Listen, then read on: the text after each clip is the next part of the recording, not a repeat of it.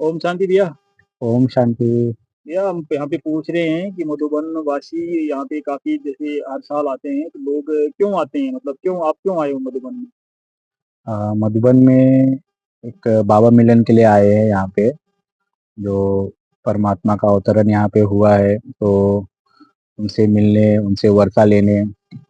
Basically मैं बॉम्बे से हूँ, तो वहाँ पे भागम दौड़ की ज़िंदगी में कई बार उतना जी अच्छा पुरुषार्थ, इतना अच्छा मतलब उनके साथ में योग और पुरुषार्थ नहीं लग पाता है। माया नगरी कहते हैं उसको। हाँ, हर समय बुद्धि यहाँ वहाँ भटकती रहती है।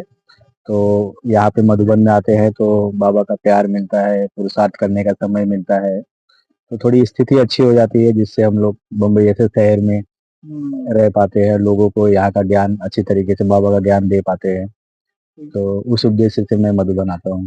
तो यहाँ पे जैसे ये मुरली चलती है वो कौन सी मुरली चलती है, मतलब बजने वाली कैसी मुरली है?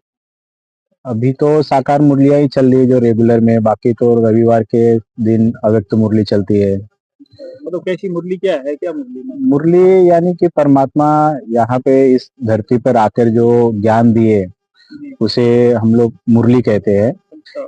जो लौकिक में एक मान्यता है कि श्री कृष्ण भगवान जब भी मुरली बजाते थे तो गोप गोपियाँ उनको आके मतलब सुनते थे और वहाँ पे उनके धुन में खो जाते थे।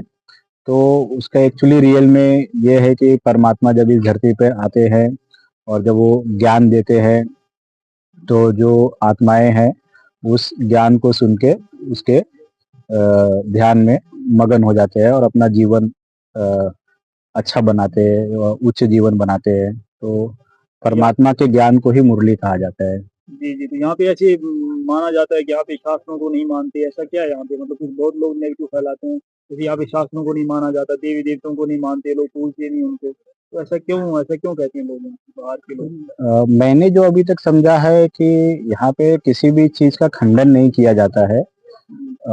शास्त्रों में भी जो बातें बताई गई है, थोड़ी सी मतलब मैं जो समझ पाया हूँ कि मतलब आधी अधूरी थोड़ी सी बातें बताई गई है।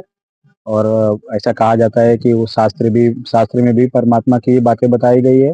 और जब स्वयं परमात्मा आके इस धरती पे सीधा अपने मुख से कोई अगर बात बता रहे हैं, तो एक मतलब प्रैक्टिकली ये चीज कोई भी समझ सकता है कि जो स्वयं परमात्मा बता रहे हैं वो ज्यादा सही होगा।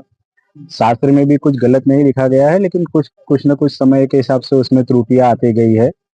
तो वो मैं ऐसा समझता हूँ कि इसके लिए थोड़ा सा हम लोग शास्त्र की जगह पे सीधा हम लोग मुरली सुनते हैं। और देवी देवता को नहीं मानते हैं ऐसा भी नहीं है।